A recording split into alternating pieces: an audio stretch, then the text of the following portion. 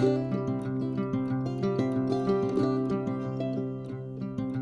and welcome to The Bottom Line. I'm Pastor Paul Steele from Bethlehem Church in Austin, Minnesota.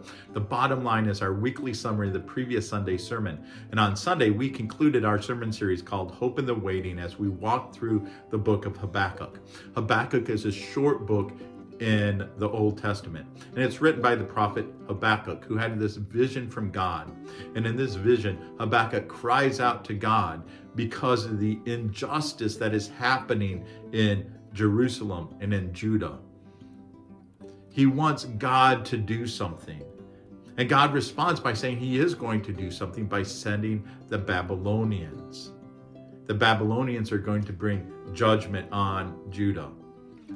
Habakkuk then cries out again to God and says, God, you're the Holy One. You hate evil. You're our rock. You're our salvation. Are you going to let the Babylonians destroy us? What's going on? And then Habakkuk hears back from God. And it's not the news that Habakkuk wants to hear.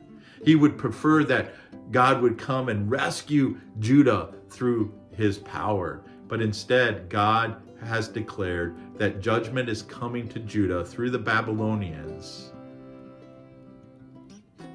But God is not going to let the Babylonians win. Someday in the future, God will bring justice and judgment on them as well.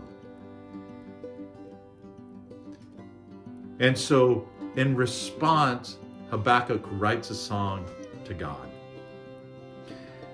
And in this song, he remembers who God is and what God has done for them.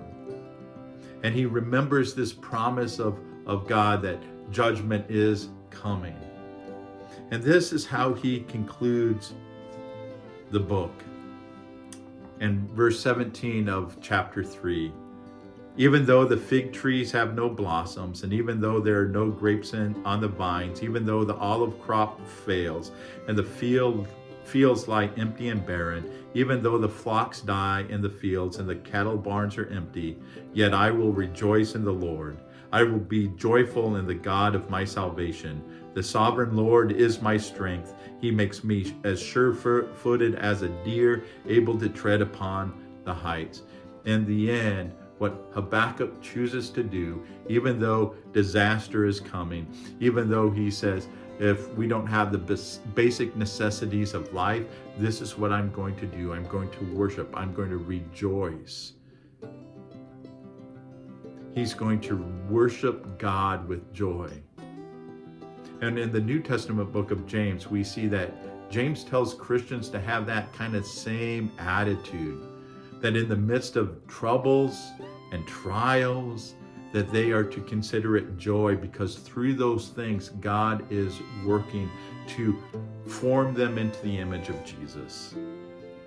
And so they are to hang on to that hope.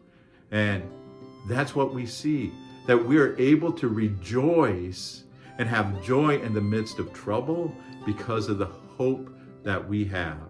And so our big idea from Sunday is this: joy comes from having hope in better things to come.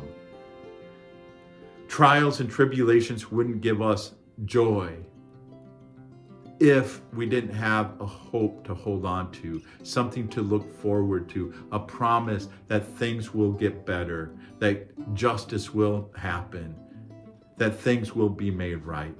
And that's what we hold on to. And that allows us to worship. And our challenge this week is to take time to worship God, to give him thanks, to remember who he is and what he has done for us, and the promise that he has given us through Jesus, the hope of new heavens and new earth, of new creation, of resurrection, and of new bodies. And we hold on to that hope.